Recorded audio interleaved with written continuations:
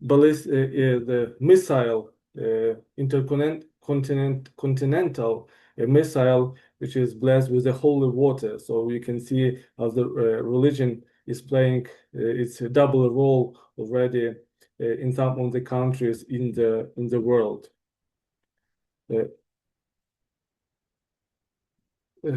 First of all, when we speak about religion, of course, for many centuries and millenniums, when you speak about religion, you immediately think about prayer, peace, reconciliation, forgiveness, and so on. And for many years, religion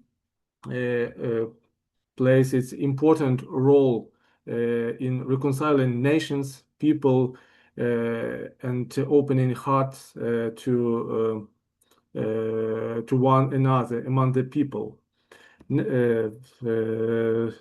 On the one of the picture, you can see also Pope prays together with the representatives of other Christians also in Rome, in the places in Colosseo, and the place where a lot of Christians have been martyred and witnessed their faith in God, praying also for peace and reconciliation. But also, we know that religion sometimes is misused and is being instrumentalized for as a weapon against other peoples, nations, and unfortunately, from in the history and even now in our contemporary time, religion is sometimes misused to spread its aggression narratives or some imperialistic ideological pretense of one nation towards another one. So we can, and this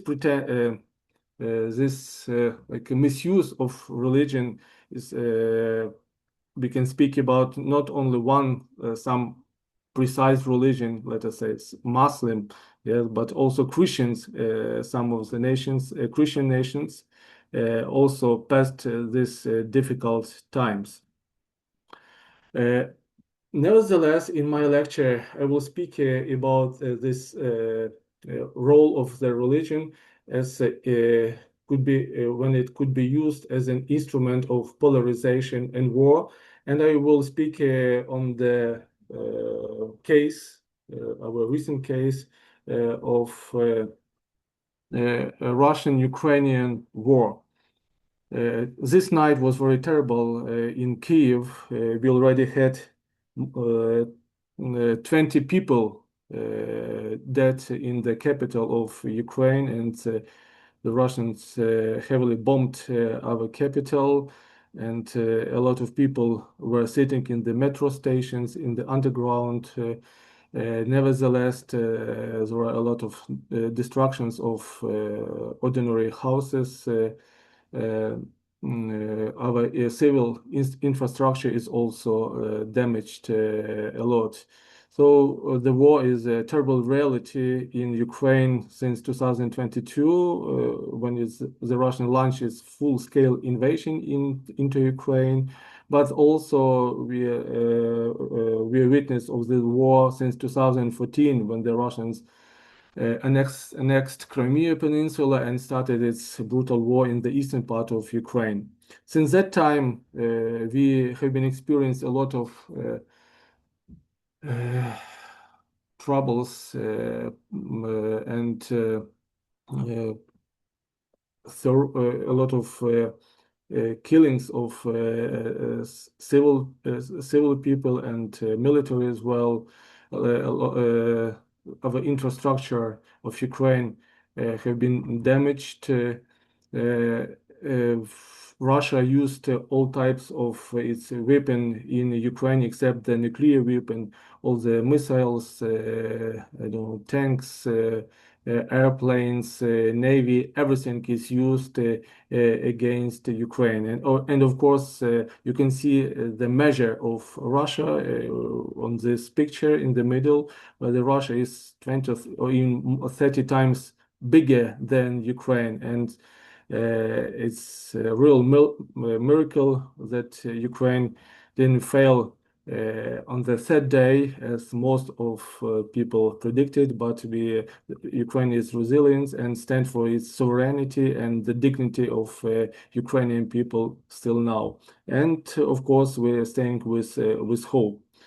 And in this brutal war of aggression, you can see how big Russia is the biggest country in the world, which wants to conquer Ukrainian territory, the whole Ukrainian territory, not only Donbass or eastern part of Ukraine, but it claimed the whole Ukraine to be to take up into its influence. Nevertheless, unfortunately, religion played its a crucial role in this war. First of all, for example, in Ukraine, Ukrainian churches and religious communities have provided a lot of humanitarian aid, and it's also a miracle that since the war started in 2022, we didn't have a humanitarian crisis during the war. We have big problems, but not a crisis. All the food was delivered to those who were needed water and so on. The churches are united in spiritual care and support for victims, and also religious narratives influence the resilience of the Ukrainian nation. Nevertheless, in the case of Russian Federation, the Russian Orthodox Church also plays its very important role in fueling this aggression and giving it ideological sense. And we will look deeper in it. So you can see in the picture also, priest blesses the missiles and uh,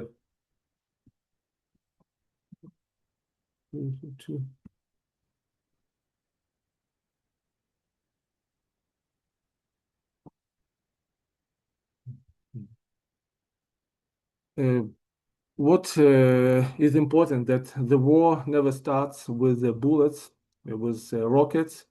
First, every war starts with ideas, with the ideas which divide and polarize people.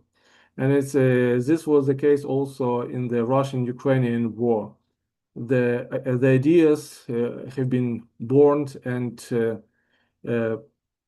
uh, carefully fluid during the decades before the invasion started. These religious narratives produced by the church leaders played a significant role inside of Russia, both for religious, like using and later on for political propaganda. Some ideologies, as the Holy Ruski Mir ideology, became a central ideology to present the claim of for bringing other territories to the Russian Federation later on. And we will see how slow, step by step, coming from religious ideas, mixing with a political purpose, we can see how church and the state come together in one symbiotic unity, as we call it symphonia, a term which was used for the Byzantine church when the church and state were united in the medieval time. Nevertheless, in our recent history and in contemporary, we can see how the church mixed together with the state, coming to help each other in its own way, and we will see it how it works. The history is this unity between the church and the state. It's not something new for Russian history. since the time of Peter the Great, beginning of the 18th century. As you know, the Emperor Peter, he just uh, uh, cancel the patriarchal status of the Russian Orthodox Church. And it was the main like organ which had a leading role in the church was called a synod, the Holy Synod of this church since the beginning of the 18th century. The Russian Orthodox Church didn't have a patriarch. And the head of this Holy Synod was a representative of the state. Thus, we can see that this church for many centuries have been played an important role not only in the church life, but also because it was ruled also by the state leader. That's why the state leader persuaded and spread their ideas how to run the church and what the church should preach. In 1943, during the Second World War, when Stalin understands the important role of religion for resilience of Soviet people against the Nazi regime, he, being atheist by himself, decided to renew the structure of patriarchal structure of the church. He liberated as you know, five bishops from the Siberian camp because when the communist came to its power in the late 1910s, they heavily persecuted all the religious leaders, and most every bishops have been or sent to Siberia or killed. Nevertheless, in 1943, he liberated five bishops and appointed one of them to be a patriarch of the Russian Orthodox Church. Since that time, and because the church was privileged by the state, it of course played its role in collaborating and should play a role collaborating with the state. Recently, there was published a book by one of the Ukrainian scholar, Igor Skakun, right? He's a church historian. Right now, he serves as a soldier in one of the on the fronts. Nevertheless, he had before the war started, he had a chance to sit in the archives in Kiev, in our capital, and he learned examine the issue of all the bishops serving in Ukraine during the USSR time. And he came to the conclusion that all the bishops of the Russian Orthodox Church having their ministry in Ukraine till the beginning of till the 1991 have served and for the secret services of we call it KGB. So they had to collaborate with the state and send some important information to them, or even to translate some ideas from the Communist Party to their believers. In the recent history, we also see the symphony as we see between the church and the state. In the Russian Federation, in its constitution, even it is prescribed that the Russian Orthodox Church has a unique place for the history of Russia. It's also prescribed in their constitution, and in the opposite of the Soviet time, when the Communist Party pressed the church and asked them to cooperate, in the modern history of church-state relationships, Russian Orthodox Church allies by itself with Kremlin, with its power. It's not only like a victim of and had to cooperate, but also it's receive its benefits. And sometimes it goes before the state. I remember that recently it was a debate in Russia about the death penalty because it was cancelled, I don't know, 10 or 20 years ago in Russia. But right now, because of the war, they want to again to uh, make it possible. And some church leaders and even Peter Kirill said that Bible says nothing against the death penalty. So we didn't have a law yet prepared and by government, but already we have this discussion, and the church plays its important role in it. The Russian Orthodox Church, we can summarize, acts as an ideological accomplice to the regime, actively justifying the invasion of Ukraine. To understand the situation, how the religion is played inside and outside of Russia. So we have to be careful to understand that Russian Orthodox Church is playing its role outside of Russia, different that it have a place it inside of its canonical territory. Outside first of Russia, we can see that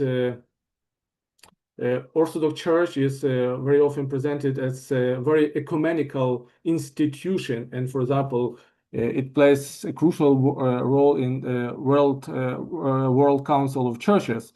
Even since the beginning, during the communist time, it was, I think, in New Delhi, the Russian Orthodox Church reached together with other Orthodox churches the committee of WCC, and since that time it plays a crucial role and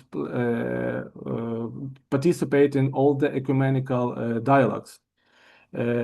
Nevertheless, in its own country, the Russian Orthodox Church is very anti-ecumenical, and we will see afterwards.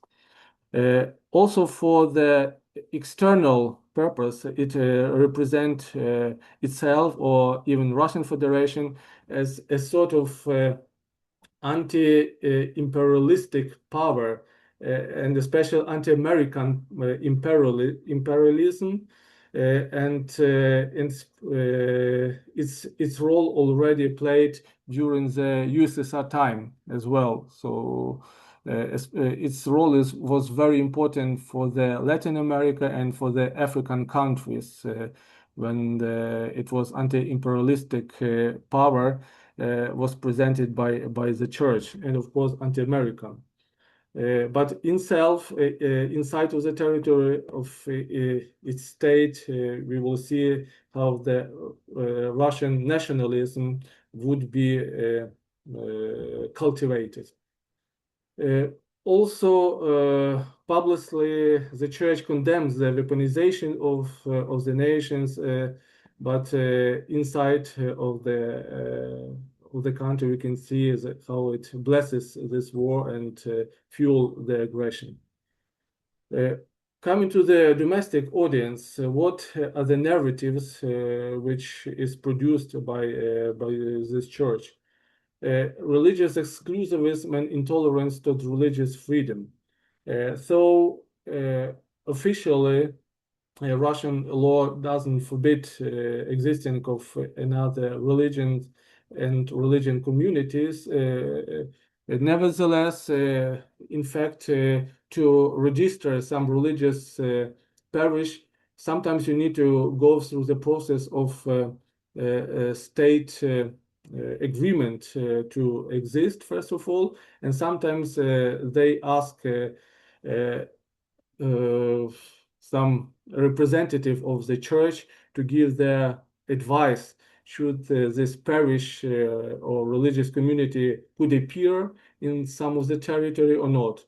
or should it receive an agreement to build their church on some city or some village? Often churches also is being giving its voice to or expertise for the state bureaucracy. On the occupied territory of Ukraine, afterwards I will see a separate slide. We can see how religious intolerance is being a harsh uh, uh, uh, uh, it is very so, the religious intolerance is right now is actively supported by the Russian authoritarian powers. The myth of the Holy Rus, when presenting the Russia as spiritually chosen nation with a divine mission to resist evil and expand its sacred territory. So it's very important to understand that one of the crucial imperialistic ideology about the Ruski Mir is presenting the nation as very unique and the chosen one. So it was also a case for many other authoritarian regimes which called the nations as well. And also, Russia offers an ideological and theological justification for the war, and even the concept of and also sacralization of a nuclear weapon is also appears in the church narratives, unfortunately. So how religion is instrumentalized for the war.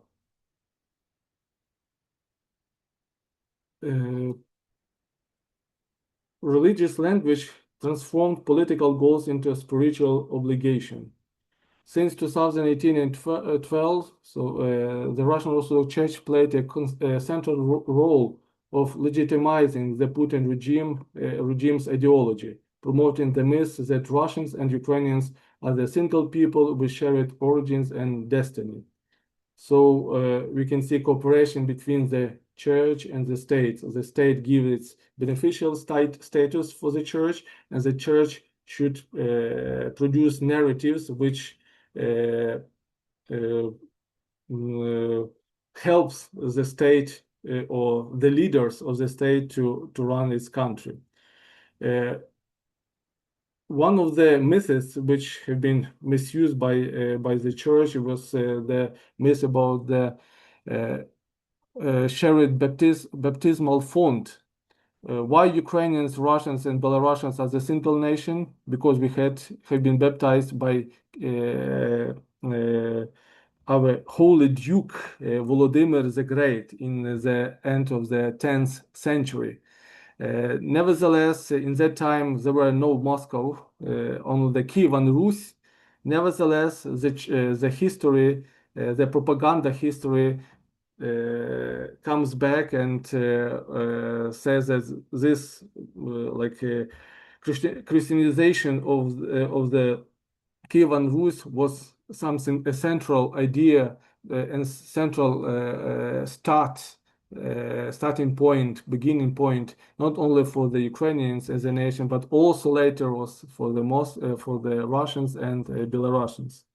And also it mixed medieval historical concepts with political uses, political concepts of today. Canonical territory. When we can see, when we speak about the canonical territory, we speak it about in theological perspective. Yes, one church, one bishop, for example, one city, and every bishop has this canonical territory. Nevertheless, when we speak about this ideology which transform and religion with political tools, this canonical territory goes beyond Russian Federation. very important that when the USSR collapsed, Soviet Union collapsed in 1991, the Russian Orthodox Church was preserved not only in Russia, but also was preserved in Belarus and in Ukraine. In Ukraine, we call it Ukrainian Orthodox Church. It has also uh, called Moscow Patriarchate, yes, but it was preserved as a part of this big church in Ukraine. That's why they claim that Ukraine, they're also their canonical territory for even now. That's why all other churches are not very welcome on this territory because it's only canonical territory of one big church. But we can use this theological language with its use with political claims, and it make a bomb which and prepare territorial claims for invasion of Ukraine.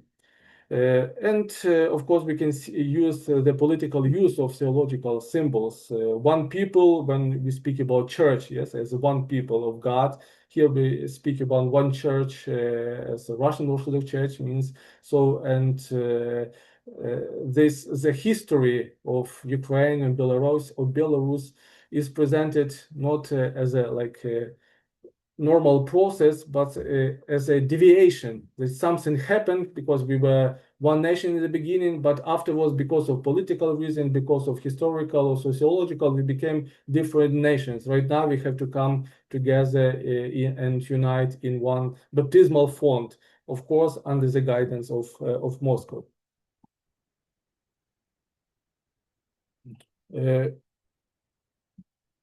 What the narratives is being used. We can see on the picture the whole Russian People's Council held in 2024, so 2 years ago. It was a mix of political, historical scientists together with church leaders. The head of this council was Patriarch Kirill himself, and in 2024, they edited a special statement, the order of where we can see that the religious language is used or mixed with ideology or political ideological claims. First of all, it claims the traditional values as a state tool. So they probably you also listen to your own radios or televisions where a lot of the Russia is presented as a defender of the family values or traditional values, and it's a very it's a tool which is very often used by the church or by the politician manipulation. It was interesting to watch on some I don't know very political meetings when, for example, France, which is very secular country, and when President Macron, together with his wife, meets some international delegation, and I risk and when the president of the Russian Federation, Vladimir Putin, meets any other delegation, he never do it with his own wife. Yes, you probably even didn't know the name of his wife, or you never saw them together. So when this and it's not his first wife, as we know. So we see that this issue of traditional values is manipulated by the state in order to create a wall between us and them. We, which we follow traditional and family values, and they, which are our enemies. So this is a polarized instrument. Also, West is also blamed for its I don't know that it is in the it plays bad role, yes, and West is not only like some political had some political wrong ideas, but West itself is presented as some moral evil, and when moral evil and political ideas are mixed together, we can see how the language of polarization between the Russians and the whole other West is really depicted when we are holy and saint, and they are sinners, which we have to fight with. Also,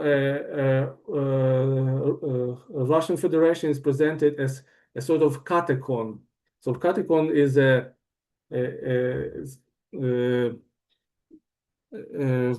when we see it in the scriptures of the New Testaments of Peter, in the writings of Peter the Apostle, when we read about the catacomb, a man or a system which holds like sanctity and holds a time when the Antichrist will come. So the Russian Orthodox Church is presented as sort of catacomb, a church which fights with Antichrist. So everybody who fights with this church is, of course, Antichrist. And so secular form of religion is presented also in this order. Okay, I see that I don't have much time, so I will go I think shorter. So we can see that this language of polarization and preserving us versus them leads to harmful consequences. First of all, dehumanization through religious rhetoric. Sometimes Ukrainians are labeled as terrorists, pagans, or spiritual deviant, and in this way, the propaganda justify war and strip of moral strip the soldiers of moral legitimacy. We can see also biblical justification of violence when, for example, we can see in the Old Testament when God ordered the Jews to conquer Canaan, and it's in that way there's also Russian Orthodox Church and of course some of its priests and leaders legitimize violence against Ukrainians. Instead of promoting peace and reconciliation, the church leaders promote and sacralize violence, glorify sacrifice by the way that Peter Kirill in one of his sermon says that participating for the soldiers, saying to the soldiers of the Russian Federation, saying that participation in this war wash away all the sins. When, for example, a man would be killed or dead, it washes all its sins.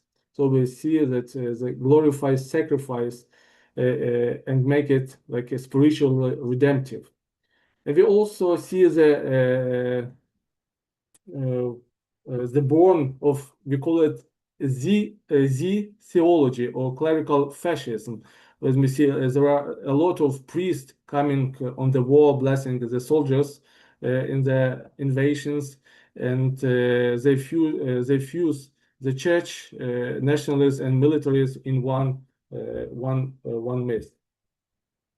Here you can see, for example, a parade organized by some of the communists, and it's interesting that they put the Stalin into the icon. Stalin himself was an atheist, as we told, but in some of the cases he was put on the icon because he was a winner, as they told during the Second World War.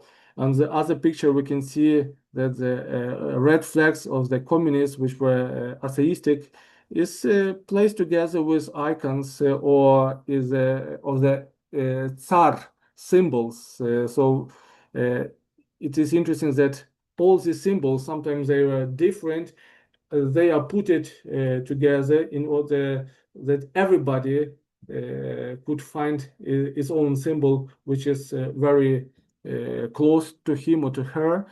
And in this way, they promote or create some sort of the civic religion.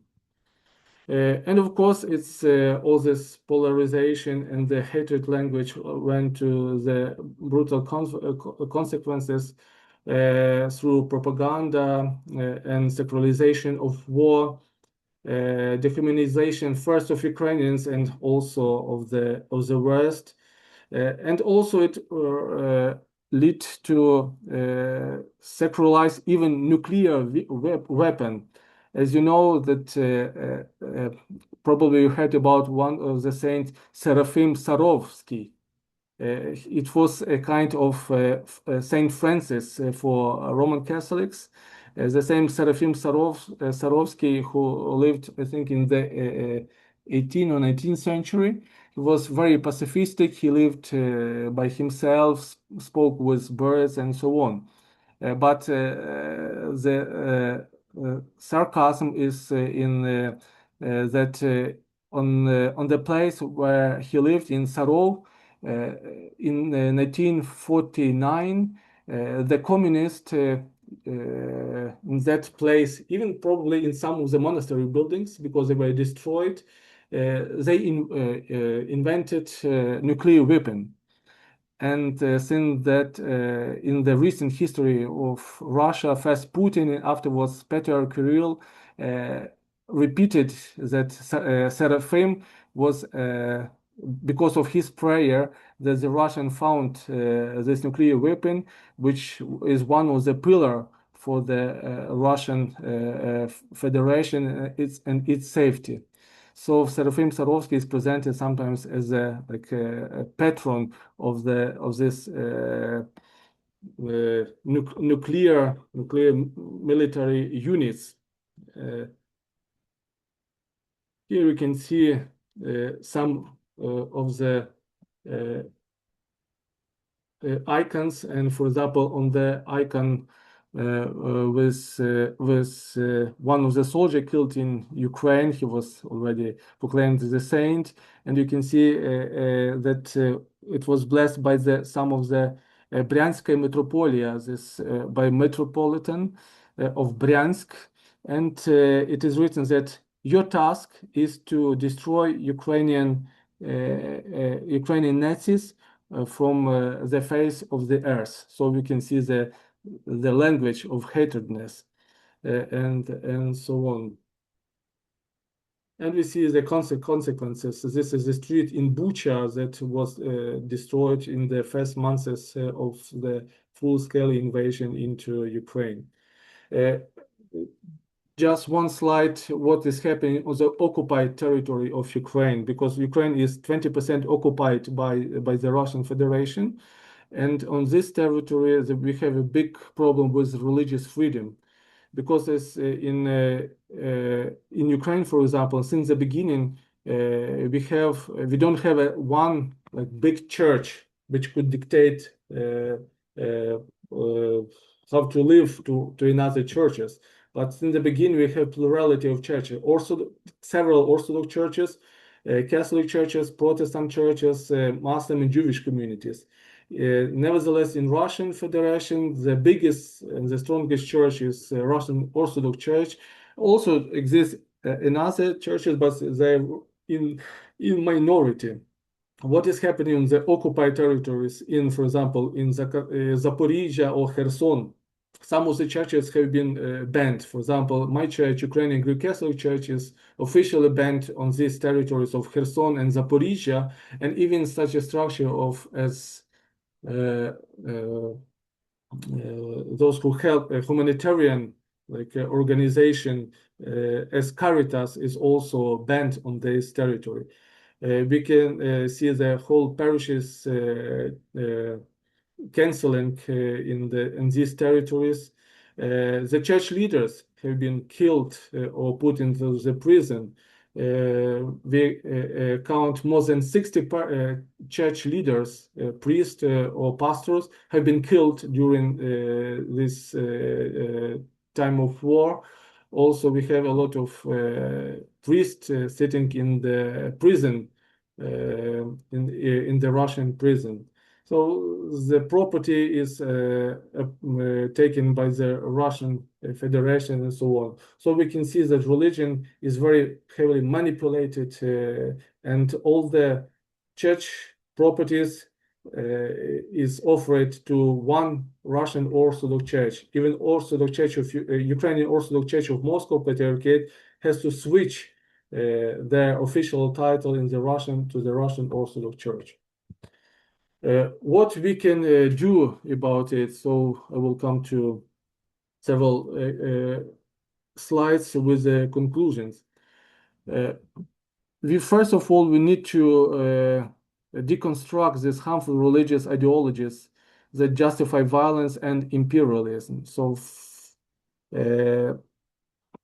clearly, we need to, not all the religious narratives are equal. Sometimes we have to be very careful what these narratives brings to people in order not to have these bad consequences in violence and war. We have to speak. Of course, it's right now it's very hard to speak about the just war, but we have to speak about just peace. And the churches have to be promoters of this just peace. But peace is not an appeasement of some appeasement of the aggressor. It should be based on the justice and dignity of people and respect to the international law. Otherwise, it will cause even more problems and wars. Also, ecumenical collaboration is very important because otherwise, when only one church speaks about the problems and about happening in one country and is not supported by another church, so its voice is very weak. I think the prophetic voice of the church is very important to be united even right now. And of course, the churches should speak about life, dignity, and justice, and not about some war. In Ukraine, you can see the representative of the All Ukrainian Council of Churches and Religious Organization. So this is the institution founded in 1995 in Ukraine, and it represents more than 90% of all the religious population in Ukraine. So all the main churches are part of this institution, and Christian, but also Muslims and Jews, and all of them had several statements which spoke about the right of Ukrainians to defend, and they spoke about hard consequences of this war, asking a humanitarian organization to stay together with Ukraine and to defend religious freedom in the occupied territories. So all the Ukrainian churches by now are united in advocating just peace in Ukraine and helping to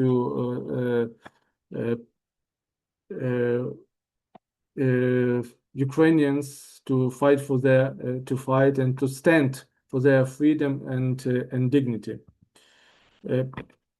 What also we can do? So, as I said, ecumenical cooperation is essential to counter religious extremism and state propaganda.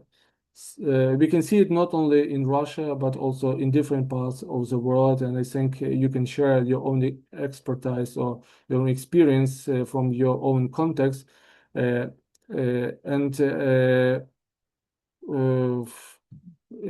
Only unified Christian voice could be really strong in advocating truth, peace, and justice, and against manipulated religious fascism.